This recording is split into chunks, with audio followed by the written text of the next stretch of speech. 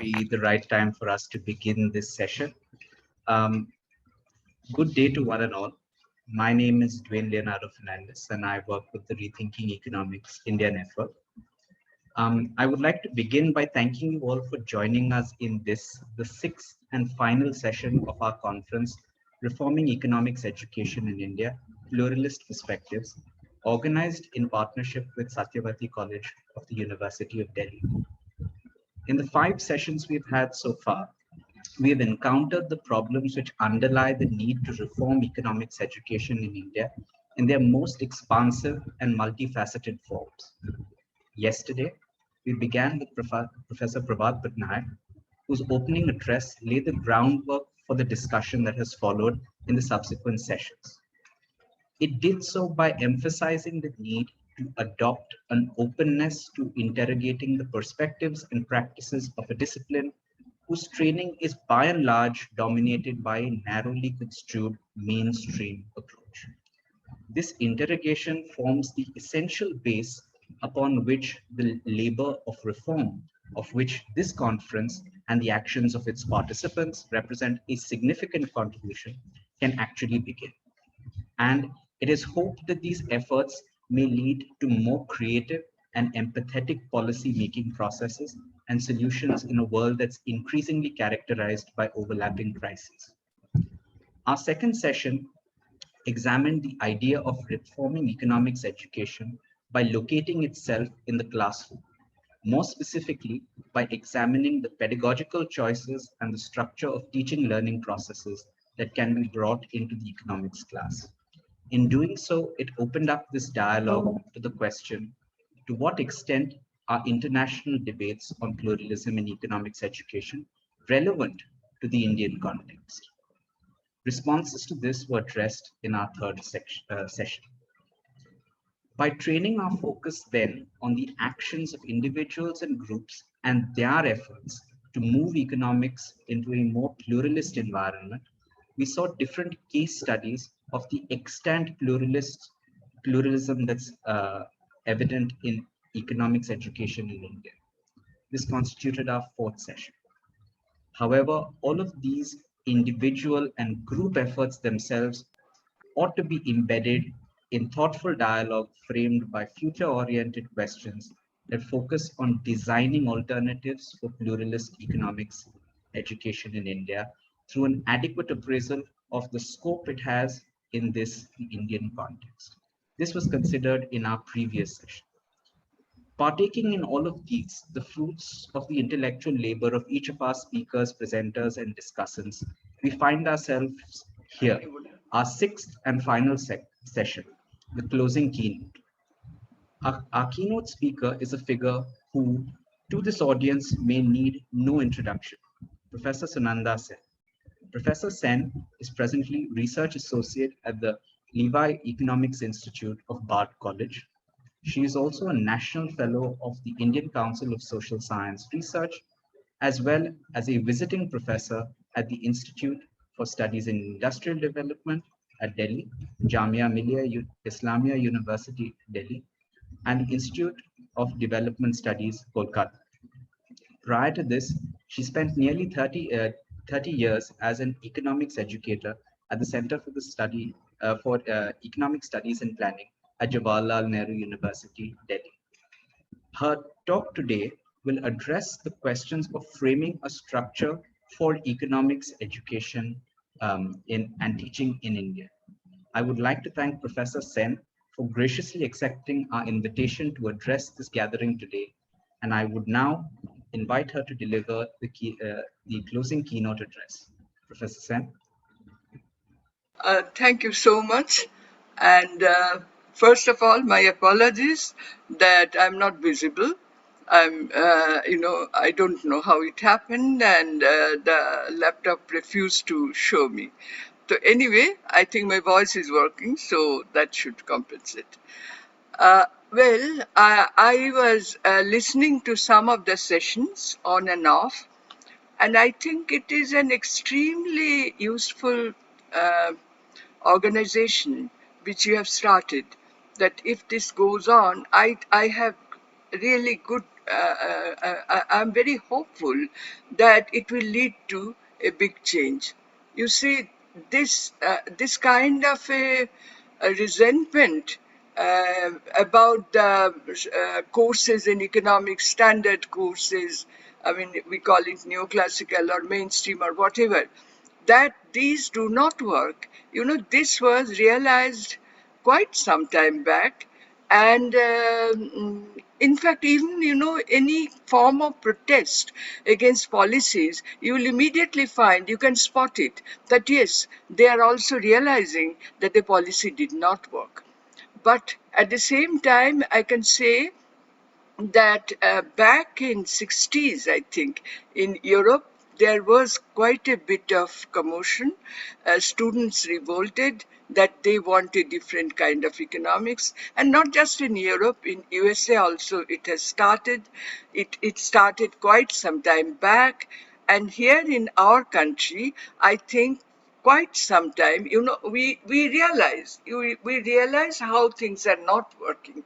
We realize that this kind of economics, you know, if I ask anybody, any undergraduate student or even a master's aspirant or doing masters, if I ask them, why do you study economics? What is the reason behind? Well, they will look at you and look at me and say, well, we want to know how this economy works, how our country, the important aspects of the economy. Then the point is that this kind of economics which they are studying, they immediately know that it cannot explain so many things. One of them, lack of employment, poverty, then also the rise of finance in the economy, stock markets and so on, and the stagnant output. All these things are there. And where is the theory? Where is the theory to explain this? Then uh, they are told in terms of the textbooks, I'll go to that, that you know the standard theories, they are based on certain assumptions, and if and when those assumptions are fulfilled, they can lead to certain optimal situations, certain ideal situations. One of them is allocation of resources in the most efficient manner, consumption, production, credit. I'll come to all that. And also, they will be told by those who have written the textbook. And if they believe the textbooks are going to tell us that not only efficient allocation, if with efficient allocation you will have maximum output, and with that maximum output you will have growth, and you have with growth, not just growth, do not bother about distribution, because growth will take care of distribution. This is the very famous trickle down. So then well, this is the situation. And then what are the alternative approaches? What can you do? We find that we can either accept, there can be some kind of an uncritical acceptance of such theories, but theory doesn't stop there. Theory leads to policies, and the policies are advocated by those who believe in this kind of theory. And therefore, we find that lot of policies are floating around, are being implemented, and these policies their origin is from the advanced countries, and also from the international financial institutions like the Bretton Woods institution, the IMF and the World Bank. So these are the origins, of such policies, and such policies have their origin in terms of the theory, prevailing theory, which is believed in. Now, therefore, there was the need. I mean, there can be a very genuine need that we want to find out the relevance of these theories in terms of explaining reality, and Well, this kind of a genuine desire to understand reality, that not just probably, that certainly has led to this kind of questioning which you people, young people today, they are bringing up. That there is a need for pluralism in economics, different types of economics, and choose the one which is more relevant. And this is also it can also be described as not just homogeneous but heterodox economics. So there is a need. This is my first argument. I mean, I just wanted to bring out this the reason. Sorry, I think I wanted to bring out the rationale of what all you are doing. That there is a need to rethink economics, and this is the background. Now, then, well, I don't have to talk about the textbooks. I mean, we have been discussing, you have been discussing how so many things are left out in textbooks and so many things are left unexplained. And the textbook economics, it is just not only just textbook economics, but it is also officially accepted theory. And from that theory, there comes different streams of economics. One of them, macroeconomics. That kind of macroeconomics, the textbook macroeconomics, cannot explain unemployment, poverty, boom, financial boom, and stagnation in real growth. It cannot explain, again, if you talk about a micro, theoretically it tells you, well, it is the most efficient arrangement, efficient allocation, but it cannot explain unequal distribution, inflation, monopolistic pricing, speculation in different markets. Similarly, textbooks on trade, finance, public finance, growth, there is no lasting solution which these textbooks provide to current problems. So this is the scenario which is rather gloomy, I must say. In terms of the text, we need new textbooks. We need different approaches in writing textbooks. And I think some books certainly have come out, but not as many as are needed. Now I come to India because we can't stop just about talking about Europe and USA and what has been happening there and how students are protesting there and so on. We look around us, and we want to know what is happening in India, what kind of theories are followed to policies, how economic policies are formulated, on what basis. So, what do we need? We need a critical assessment of the current policies. And if I want to put it in one word, what is the current policy? What is the center? What is the magnum opus of current policy? That is, I think I can say quite confidently that it relates to liberalization of markets. Liberalization of market is is a goal of policies. Now, to go back a little bit, India started in a very different way. We don't have I don't have to go back to that. We all know it started more or less when independence came. Uh, India started like a developmental state. Why not? A developmental state which wanted to industrialize, which wanted different distribution, and so on. But in 1990, gradually, it was changing, and major reforms came up in 1991. And again, the goal was the same, to achieve efficiency and to achieve growth, and to ensure that distribution is taking place by itself, by trickle down. Now, however, very soon it was found that the liberalization theory and policy It is a failure. It is a failure. It doesn't automatically lead to high growth. It doesn't automatically lead to the proper distribution and efficiency and so on. So in this, now I think, we all know, I mean, most of you, many of you are college teachers, and others are doing research in very serious subjects, and you are already questioning. But even then, let us remind ourselves, what is the theory? What was the theory behind? Theory behind is that, the market, if it is liberalized, it will be run by certain agents. Those agents include you and me, include all the people in this conference. Well, who are these agents?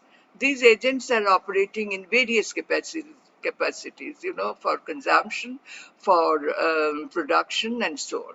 But these agents are all rational agents, quote unquote, rational agents who possess full knowledge of the present as well as future. They know what is going to happen. They know what happened in the past. And they continue because they continue very confidently because they know what is, I mean, they know the entire thing, more or less. And therefore, if they work together, I mean, each one of them, this is methodological individualism. You and me, we work for our benefit, and this is the Benthamite principle, and so on. Uh, then, if you work for yourself, I work for myself, and each one is doing in a manner that we are all rational and we have full knowledge and so on, then the whole market will achieve something which we call most efficient, most optimal situation. And this optimality can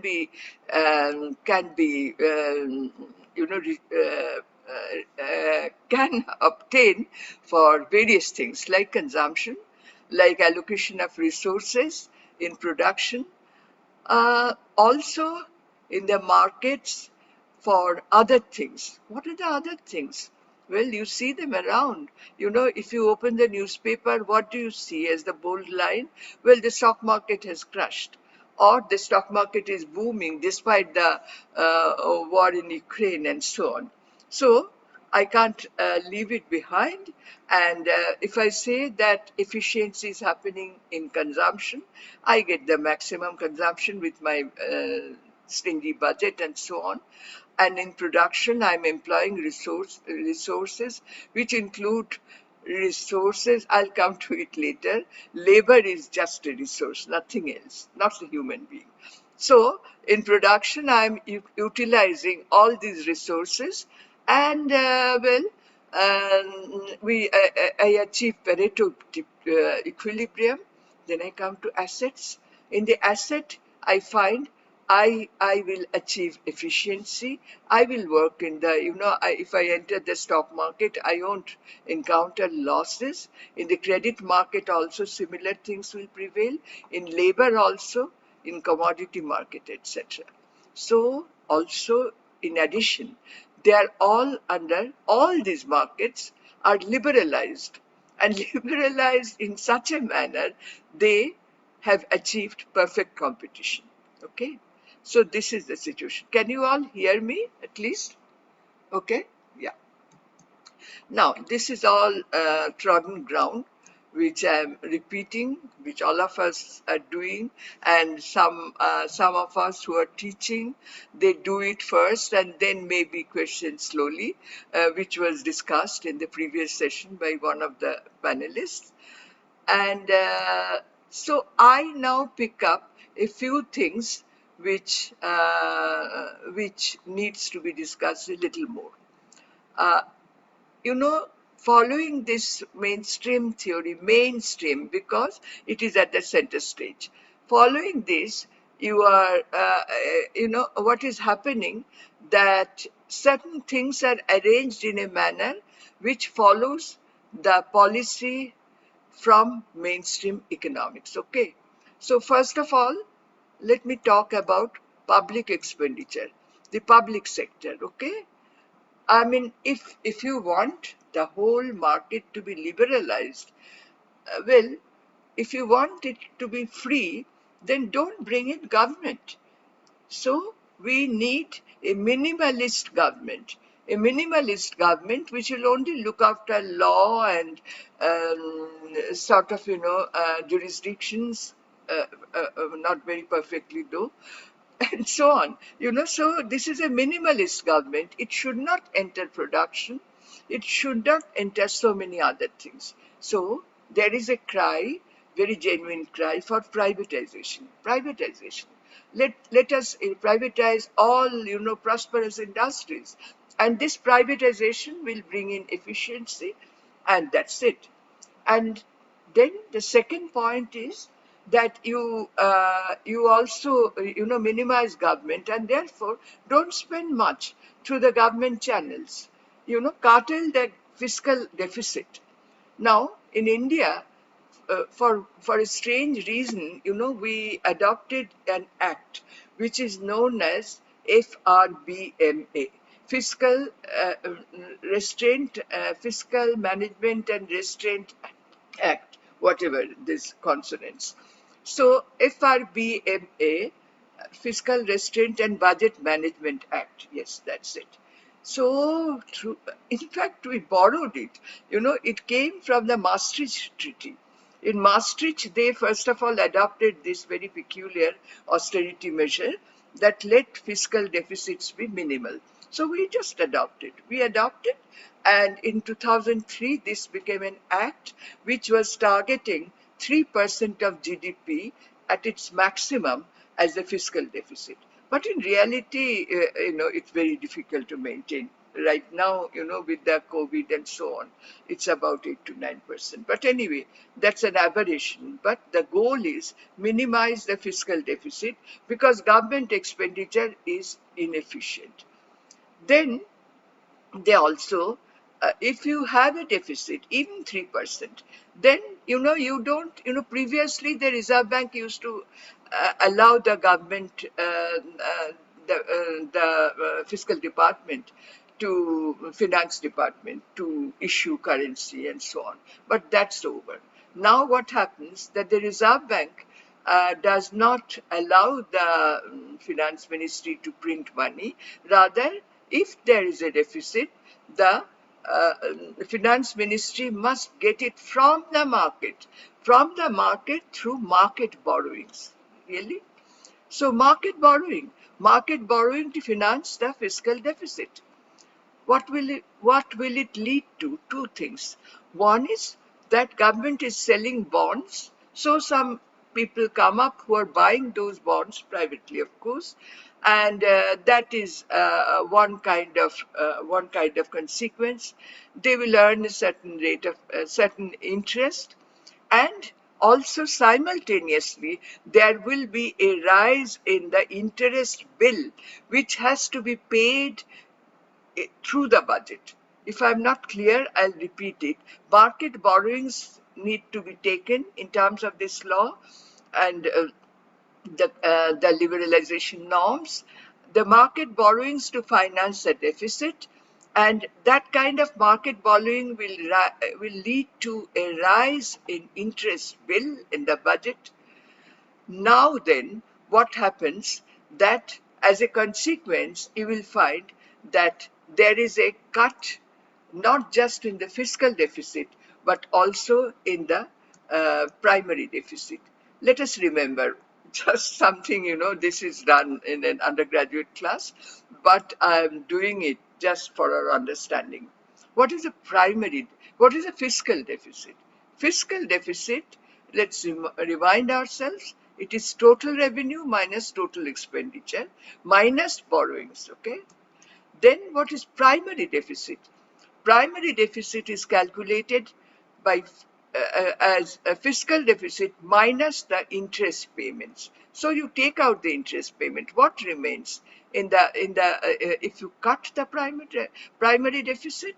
Well, if you cut the primary deficit, there is a cut in capital expenditure, and there is a there are enormous cuts in social sector expenditure. Can you imagine? You know, now I will ask Yash to show two diagrams. Can you please, Yash, show the diagrams to people? Yes, Professor, just give me 1 minute. Yeah, is it coming up? Can I see it? No. Okay. All right. I think you can see in front of you. Yes, yes, yes. I know. So let us see. Rethinking economics, budget deficit. You see, this line is the primary deficit. It went on. It is expressed as a percentage of GDP, and look how it is going down. 0.4% in 2017-18, 0.4 again, then with COVID, slight increase, and again it goes down.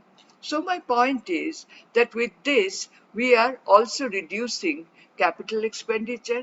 Well, they may say, the policymakers may say, we don't need capital expenditure after all, because the government expenditure is not efficient. So let the private sector do the capital expenditure, and social sector expenditure. Okay, to some extent, you know this. MNREGA allocation has actually been cut. It has declined. Can you imagine? Even after the pandemic, MNREGA, the allocation of funds for MNREGA has gone down. So this is not a joke. Uh, Then the next one, yeah. How, I mean, I have already mentioned, I don't have to go. This orange line, it's not orange at all, but it is the borrowing. It tells you how much as a percentage sources of financing the budget deficit. What are the proportion? What are the how you are financing the budget deficit? This line indicates the market borrowing. Okay. So it is going up, slightly came down, and again goes up. And I have already told you that I have reminded us, not just told you, reminded myself, that borrowing means a rise in interest bill, and a rise in interest bill means a cut in primary deficit, a cut in capital expenditure, a cut in social sector expenditure. Just two more slides. Uh, yes, this is the expenditure in the central budget till recently, and you can see that the interest payment is this red line. It is yawning, it is really going up, and subsidies also are not going up. We need it, for poverty and so on, and capital expenditure is small. The next one,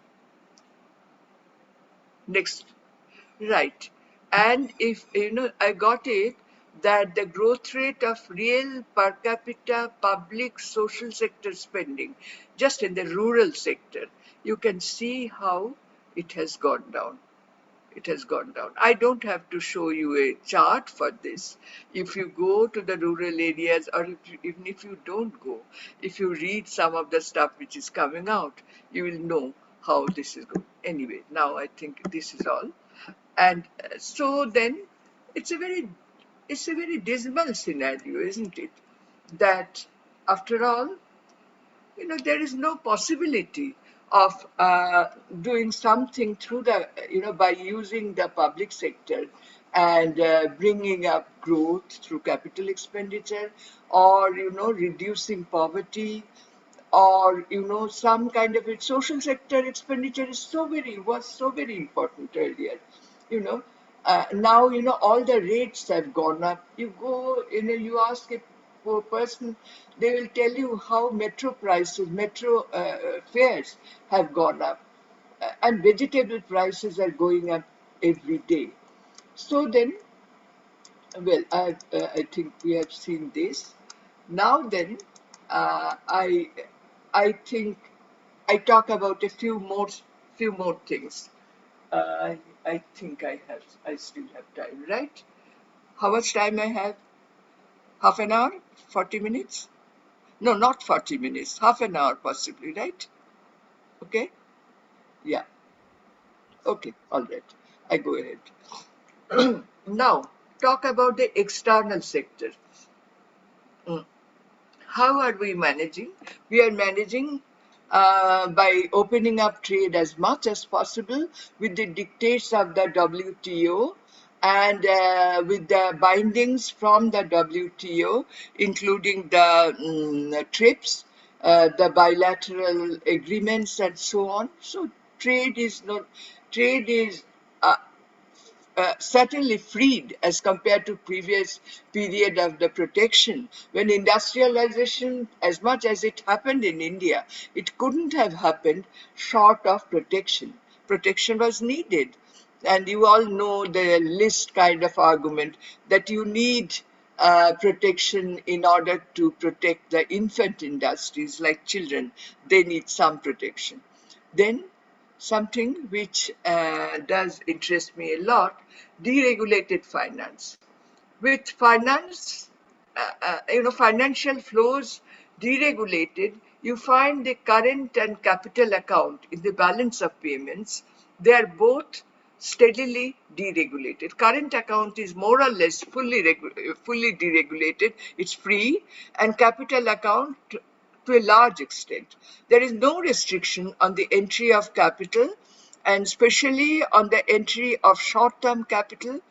And they're coming, FDI is coming, portfolio capital is coming.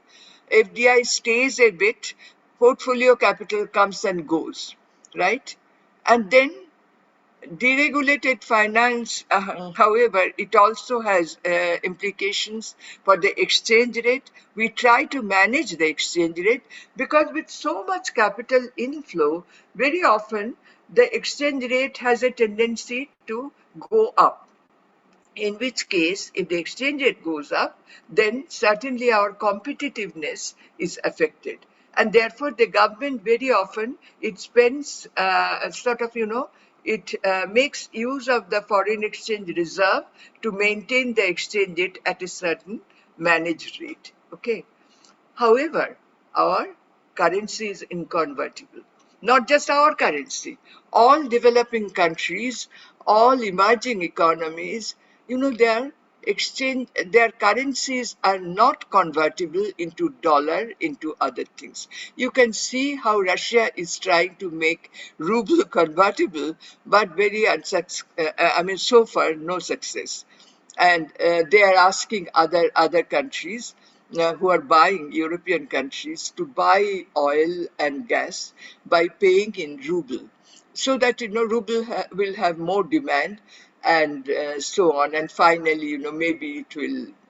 I mean, Americans are afraid. I don't think there is a reason to get afraid that ruble will replace dollar. I don't think so. But anyway, so our currency is badly inconvertible. Nobody will pick up a rupee and give you dollar. No, nobody. If you have a dollar, you can get rupee. But if you have rupee, you cannot get dollar in any exchange market, in any exchange shop at a corner. So this is a scenario. However, in the meantime, what happens that the foreign exchange reserve, it is 600 billion, 600 trillion billion. I get the point. It's a large amount. It's a large amount. Our reserves are swelling. How is it swelling? China also has a very large, very a big stock of foreign exchange reserve. But China's reserves were uh, done, it came up with trade surplus. Our reserves are coming with capital inflow. And what kind of capital inflow? Short-term capital inflow. It's a very dangerous game.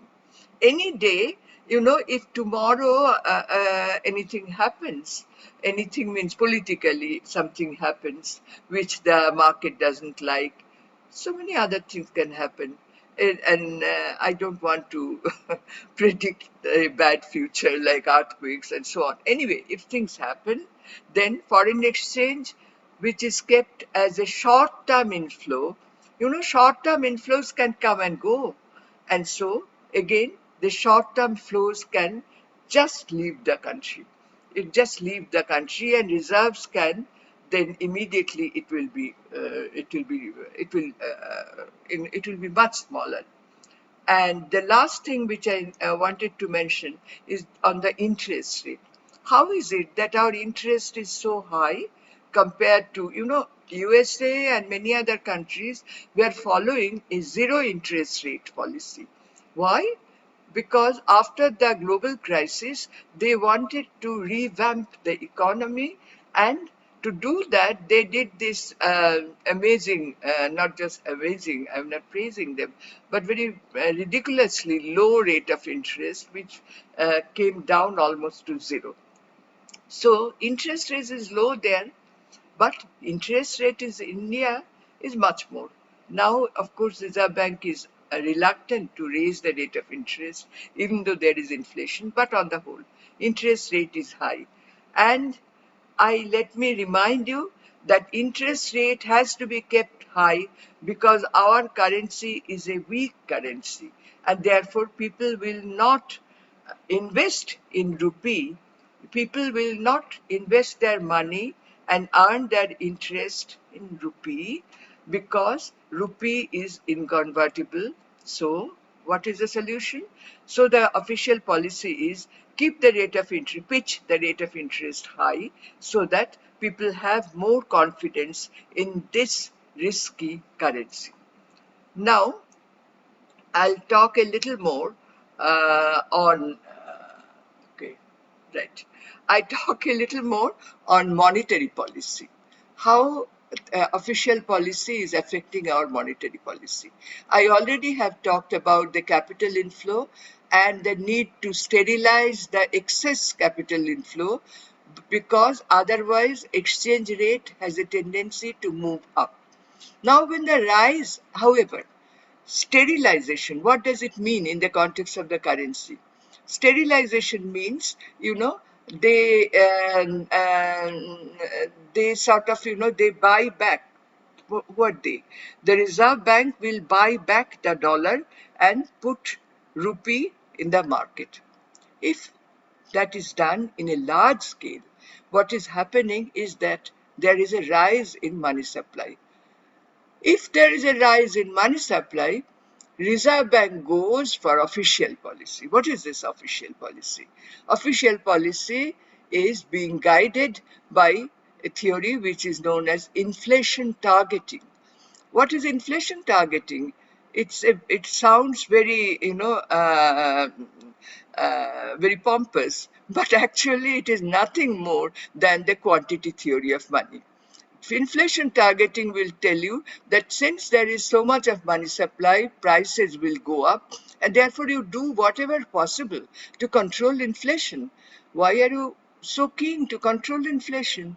Because otherwise foreign capital will not come to your country, and that kind of thing. So then, with high interest rate monetary policy, inflation targeting is being done by restraining expenditure, which can be done by pitching interest rate high, by cutting down fiscal deficit. These two things, fiscal monetary measures to control inflation, is another name for inflation targeting. And then, well, I can say that after all, monetary policy, official policy, does not leave any autonomy for the economy. No autonomy in policy, in fiscal policy or in monetary policy. Then, if I have to talk about a little more, not much, I think you're getting bored. Well, asset market, these are very important things because short of this, we don't understand what is going wrong and where we are going, where we are leading to. Asset market. What kind of asset? Financial assets. Steady opening up has happened. Asset market has been opened up, and short-term capital has come in large quantities. It has entered all markets, stock markets, real estate, commodity market, and currency.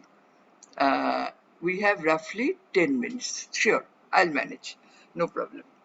So the short-term capital is really sort of having its heels well established, and it's getting good returns by. So in all this, instruments, new kinds of devices are coming up. These are called derivatives. De- these derivatives are derived from the original sale. Just one example, that when a stock, a share is sold in the primary market, where a factory is opened, that share can be taken forward in the secondary market of stocks in Bombay Stock, and then you have futures, forwards, and so on. Well, you read it all. I mean, those who are students, you can sort of find out what are the derivatives. But they are based. This I cannot have the time today. These are based entirely on faulty tools, like Black-Scholes formula. And let us not forget that Keynes in 1920s, when he wrote the book on a treatise on probability, he for the first time pointed out that these are all faulty, because you are the rational expectation theorists, they are imagining that they can calculate probability because they know the future, which is totally wrong, which is totally based on subjective things, but rather, these are determined very differently by animal spirits and so on. So Keynes, and then following Keynes, the post-Keynesian economists, they have developed very interesting arguments on financialization and how it happens. Uh, so then, at the same time, asset market is going strong. What is happening to our economy where we live? The real sector, it is stagnating. Low returns, low growth, but along with dominant finance. Then the labor market. Labor market, well, labor is treated not as a human being. The social and human aspects of labor is completely ignored. It is just a commodity. And we find that in India, just a very small fraction are employed as organized labor. Previously, it used to be as uh, formal labor with proper regulations and so on. But now casualization is on the increase and labor rights are on the decline. Just the recent ones, new labor codes, now no overtime payments. They say, no, no, no, your overtime will be calculated and you'll get the provident fund on that. All kinds of bad arguments. And then you are and the employers are now free, completely free to hire and fire. And the rest of the people, other than this 12% or 10% in the formal sector, the majority are in informal sector. I don't have to tell you how they live. You know what is the situation. You know how during the pandemic, a large number of them were struggling to go back. Now, one point I wanted to make, if I get a few more minutes, okay. It's a very important point. It tells you that, the standard theory does not tell you how there has been a shift in the structural, sorry, I think I should say how there has been a structural change in the economy. What is the structural change? A shift, a shift in the sectoral contributions. How is it that over time the service sector is now providing more than 56%, and the industry and agriculture, which employ people, are providing 2020 and so on? How is it that in the service sector, the financial, the real estate and business processing, they provide more than 50% in the service sector, not employment. They provide very little employment.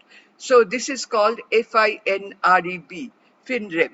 They provide a large part of the services, very low employment quotient, and all these things have happened. All these things have happened, but financialization, where, I haven't defined it, but you all know financialization happens when there is more interest because of the returns are higher in finance and so on. Well, all these things have happened not automatically. It has happened under state patronage. Under the patronage of state, also big capital. So there are alliances between the state, the big finance, the big corporates, the international financial institutions, and as a consequence, there is dependent or subordinate status of our kind of countries. And we have seen how can you please show two more charts? Just to tell you, how serious it is. The two charts, sectoral growth rate, I already have mentioned that the finance and business services, they are growing very fast. No, not this, the later, this one. So they are growing, they have grown very high, they're grown very rapidly, and also their shares to GVA, their shares to gross, next one, their sectoral shares to gross value added. Next one, please. Is it there? Yeah. You see the green, the previous one was green also, the FinRev, and here also look at the FinRev, how it is occupying the economy. Uh, now, uh, so after all this, I think, I will spend just few minutes on something which I think is very serious. That there is subordination. There is subordination of, this subordination is happening in two ways. One is within countries, one section of people are being subordinated by another section of people. Then the second one is across countries. One set of countries are getting subordinated by another set of countries. Now here, well, very briefly, I'll go. How is it that can we say, in fact, in the first lecture, uh, Prabhat Patnaik, he was mentioning about colonialism, which is a very relevant thing, and we have to remember, we have to get, of course, like so many other things which need to be treated properly in a core structure. Colonialism is one of them. So can we say that colonialism is repeating? It's a repeating pattern. And there are parallels which prevail with the continuing dominance and subordination of the economies.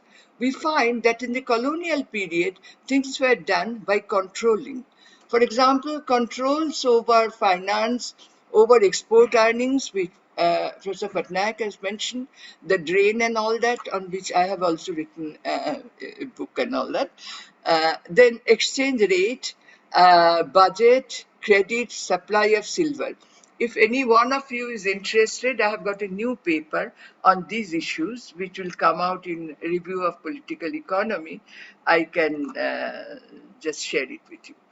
And then the use of reserves. All these varieties, colonial controls were exercised, and the countries like India, they were impoverished. Then also labor. They made use of our labor by making them indentured labor, on which also I can lend you a paper if you want. Then I think we need to talk about how the racial division has happened. In the colonial period, it was between white settled and tropical colonies. And in the current period, the current dominance of the South by the hegemonic nations. These hegemonic nations in the North, they are dominating. I just tried to narrate it a little bit. And then, as I said, that domination across nations, North and South, and current domination, also within the country, certainly. The current issues of caste and tribal segregation and exclusions, are they not serious? They are the same kind of, so there are parallels in history. So the colonial mode of subordination and repressions are repeated today also in advanced countries. Look at, this was mentioned a little earlier. George Floyd and other, racialism still prevails. Then the colonial subordination by gaining, what have been the forms of repression? Repression in the colonial period was by control. Repression today by using the market, liberalized finance and use of the market. Imagine. Then repression via control over labor, suppression of labor laws, labor rights. Colonial mode was commercialized agriculture, racial policies, and so on, indentured labor. Then repression, extraction of resources, and displacement. I request you to, certainly. I was going to, there is no other thing. So repression with the extraction of resources and displacement of tribals and locals from in India, for example, Jharkhand. If I look at Brazil, they are handing over the Amazon belt to domestic and foreign capital and greenhouse effect. So, on the whole, I conclude here by reminding all of us that the hegemony of advanced nations is continuing as it happened during the colonial period. So, we have to look back also to history, and the orthodox economic doctrines and related policies are coming up as a part of this hegemonic um, design, and they are imposed on the subordinated neo-colonies. Thank you. I'm sorry to be very long, I know. Thank you very much, Professor Sen. Um, Audience members, if you do have any questions that you'd like us to tackle, please put them in the Q&A section, or you can put them in the chat box as well. Either work. Professor Sen, I just wanted to pick up on a few things that you had mentioned. I like the idea that you've emphasized the there's a way in which policy and policy practice that kind of playing out is um, directly emanating from very narrowly construed ideas of how the economy ought to function, and works with tools that are, as you mentioned, black shoals, quite damaging to uh, the structure of the economy itself. I wanted to understand a couple of things, and I thought I could put across a few questions to you on this. Um, One of the things that I noticed you mentioned was the importance of understanding the link between colonialism and um, um, the economics that the economic situation of a country. And I particularly was curious about this in the context of India, and in the case of, for example, education reform. Coming back, I think, to the question that has been on our minds: how do we change the economics? To what extent do you think that the role of uh, the Ministry of Education or the University Grants Commission, which do have quite a considerable amount of say in what permutation and combinations of things can be taught, what do institutions like this, what do you feel should be the kind of like way forward to kind of addressing these issues of how do we tackle constraints at this level? Uh, well, I may not be the best person to answer this, but as far as I can see, there is kind of an underlying design now. The underlying design again matches with this liberalization idea, the liberalization of markets. Education, the course structure, the kind of the whole thing. How many years students will spend in which degree and so on. They are doing it in a manner that they are market ready, and that they will be able to sort of, well, it's a monetized market, of course, And so the whole thing, and then there is no concern at all on liberal arts. There is completely no concern. And what they mean is that, technology, okay, engineering, technology, they are important, but at the same time there is a role of humanities and liberal arts in understanding what is going on around us. So, on the whole, I think it is oriented for the market, and this is the design for changing making very abrupt changes in the education system. And yeah, if I. Thank you. We have a few questions that have been typed in. I think I'll take the second one first, which because it seems to be more focused on education. The question reads: How much are education policies, curricula, and pedagogy influenced by market forces and developing countries' precarious positioning with respect to the debt burden placed on them?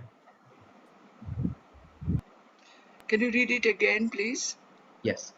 How much are education policies, curricula, and pedagogy influenced by market forces and developing countries' own precarious positioning with respect to the debt burden placed on them?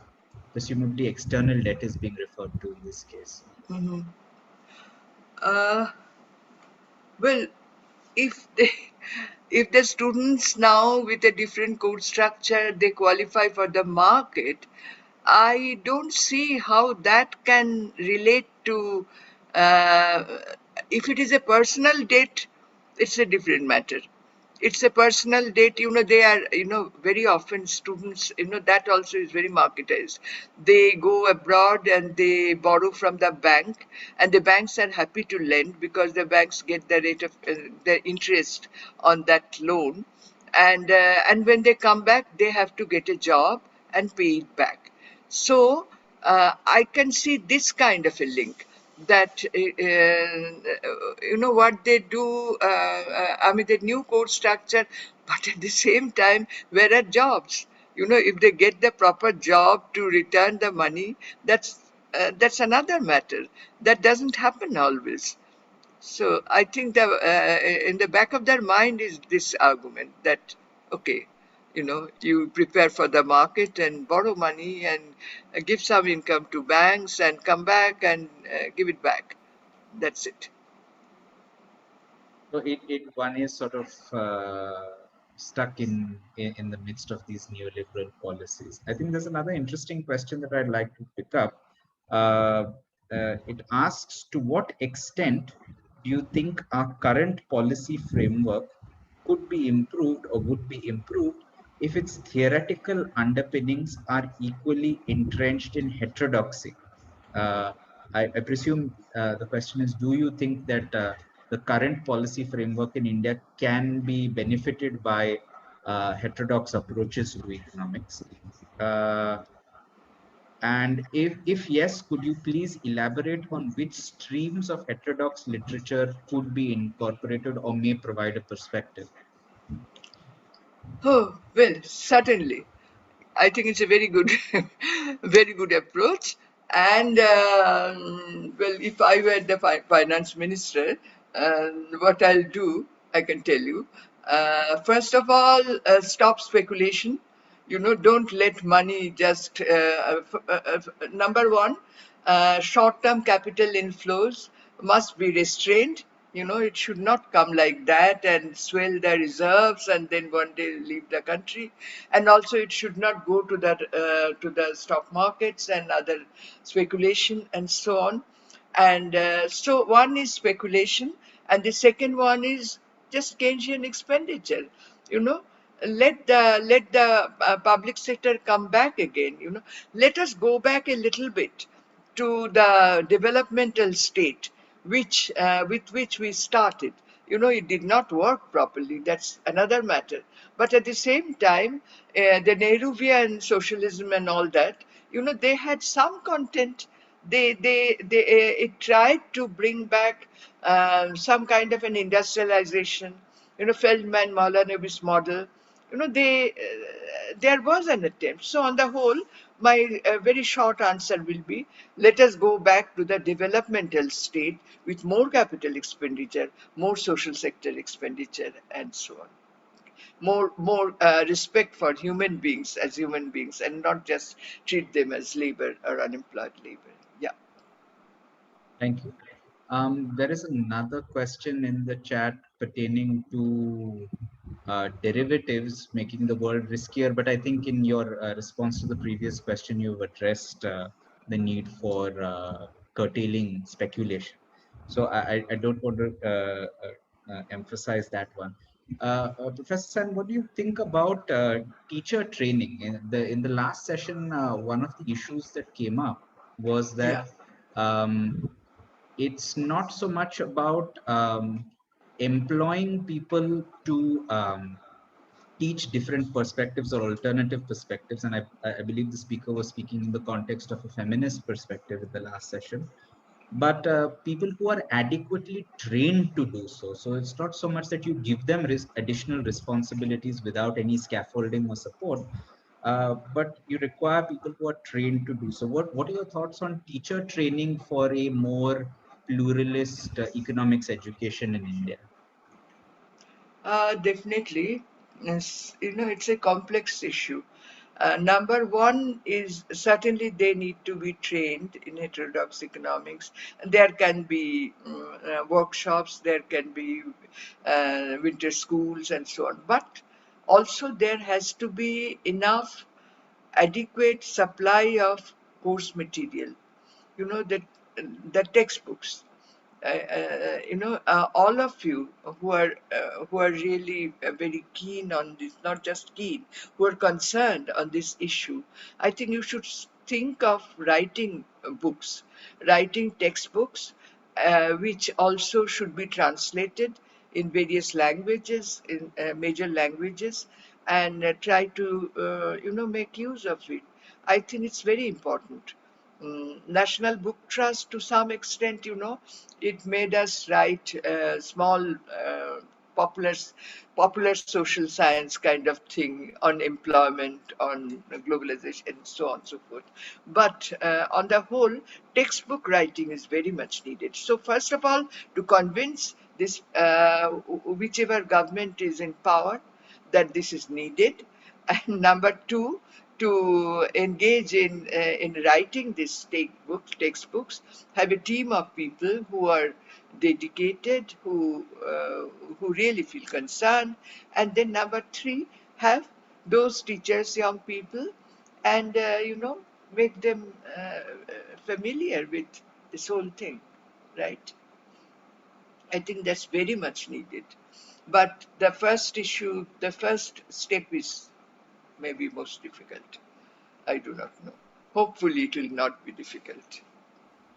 I mean, I, we have to write and tell them, look how your policy has failed. This is how, after the global financial crisis, to some extent, even USA is following policies which are more Keynesian, not Blanchard and that kind of policies. So on the whole, one has to keep writing. I think all of you should write, and just let them realize what mistake they're doing. Yeah.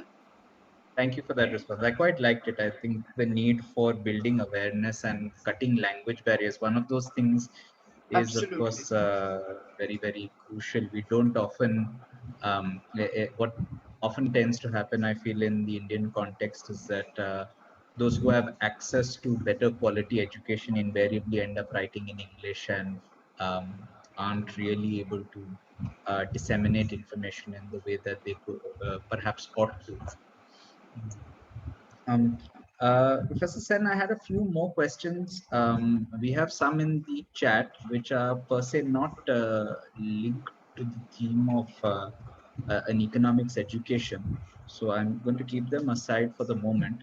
One of the things that you mentioned early on in your keynote speech was about how norms, the norms that lie behind neoliberal policies are individualistic in nature. If we are to, through movements like this one, to looking for more a more pluralist economics education, how do we move towards norms that are based on solidarity, based on collectives? How do we move to that? Is that something that's possible? And in the context of education, how do you see it playing out? Yes, right. It's a very interesting question, very penetrating. Yeah, uh, in a pluralist mode of uh, scientific inquiry, I think first step should be to point out how individualism has failed. How if I work according to my interest, the second person may find that it is there are external diseconomies and so on. I may do something which is hurting the second person, and so on. So first thing is to, again, I think I'm repeating. Again, the point is that you have to write to point out how methodological individualism, how it has failed to address the goal of efficiency in everything market. Then about the pluralistic, plural thoughts, that it has to come through, not through the back door, but you have to just push it. Like, it is a collective. The economy is a collective, and therefore what the policymakers need to do is, it's a democracy after all. It's a democracy, and it's an elected state, elected government. So what they do should be conducive to the welfare of all and not exclude. you know uh, Exclusion should be avoided. And so that should be the first principle of pluralism, that, in politically speaking, in a democracy, you cannot exclude a large number of people. So then find out, how many ways people are excluded in the economy, and pluralism has to fill in that gap and tell the policymakers, this is how we can improve. It may not be perfect, this answer, but that's it. I think I'm reminded of hosts who used to say that you never really have first best solutions and you're always dealing with second best ones. Right. I think that's important for us to consider. I have an interesting question for you from the Q&A section. The person who has asked this question has said textbook writing can be fraught due to how political the process is. Uh, Given this, what are a few practical tips that you would offer to curriculum designers such that a diverse range of subject matter is covered? I think this is a very interesting question, Professor Sen. I'd You have to love for read you it to. again. Sorry, I missed it. I was No, trying no, to no. read the Q&A. Huh? It Yes. says textbook writing can be fraught due to how political the process is. Uh, Presumably, the process of getting it published and things like that. Given this, what are a few practical tips that you would offer to curriculum designers such that a diverse range of subject matter is covered and perhaps included? Hmm. Right. Uh, I think, uh, in this whole program, textbook writing, just you and me, we cannot decide that we are going to, but the state has to take, some organization has to take the initiative.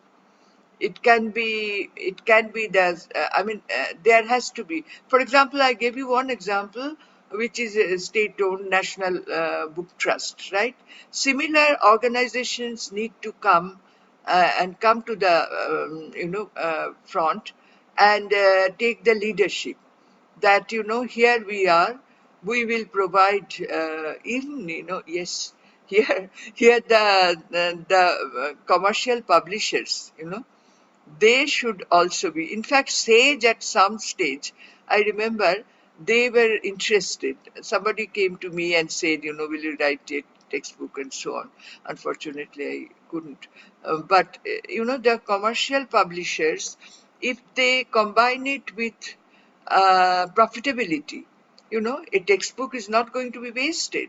It will be read by people, bought by people, and in that context, you can encourage your kind of group, rethinking economics. You can try to see if if the publishing companies in India, they will be interested in promoting writing of textbooks. They don't have to pay money in advance, but at least encourage the authors that their manuscript will be accepted and that kind of thing.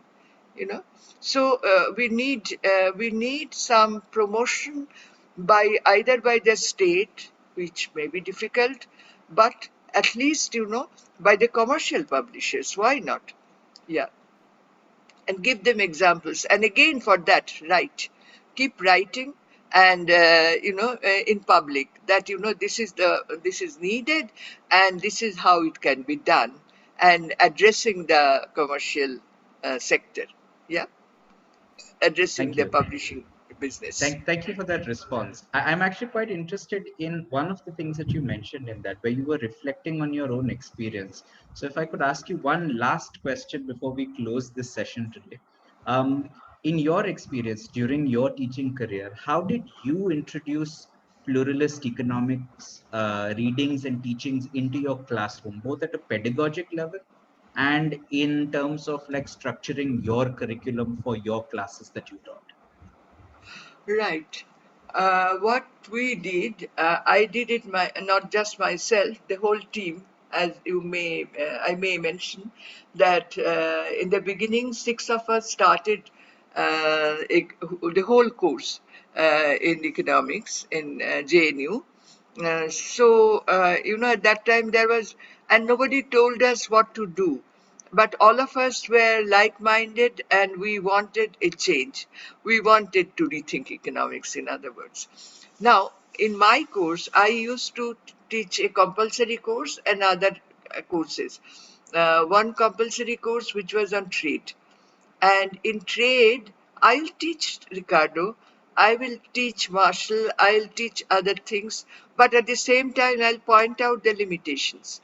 And then I will take them ahead and sort of, give them other ideas, alternate ideas. In fact, I have written a paper on this. When somebody asked me development and change, there is a journal, and there is free trade passe and so on. Anyway, in one article, I tried to uh, develop this argument how the traditional theories are limited, are at fault, and how what has to be done as is to supplement them. So anyway, my experience that I used to do, and in other courses, MPhil and so on, I used to teach finance. And of course, what I believe in, I'll be teaching them. I'll not get into. In the compulsory trade theory course I did, and then I taught, more acceptable things. But in my courses in international finance, etc., I'll be teaching very differently and make them aware. And some of them are doing extremely good work now. I'm so proud of them. Yeah. Thank you very much for that response. And moreover, thank you for spending this time with us. I think for me, I think you've emphasized the idea that the policy environment in which we're kind of operating now is one that is framed by neoliberal ideas, and there is a need, as you've mentioned so many times to us, for us to chip away at this kind of neoliberal monolith that is kind of framing the lives and shaping the lives that we live in this day and age. I particularly like the idea that you encouraged us to write across languages, and not for those privileged few who are able to access English. So thank you for that. I would like to also take this opportunity to thank all of you who have joined us for this session, for your attendance here, and of course to our partners at Satyavati College for being for the idea of this conference and being with us every step of the way as we came to it. Thank you all very much. As you would have seen in the chat, if you want to know more about the conference, the organizers, and you want to watch any of these sessions at some later point in time, REIN, the Rethinking Economics India Network's YouTube channel will have all of these videos. So once again, thank you very much for taking time on this Sunday, and we'll see you soon. Bye-bye. Thank you so much. Thank you. I enjoyed the sessions. Thank you.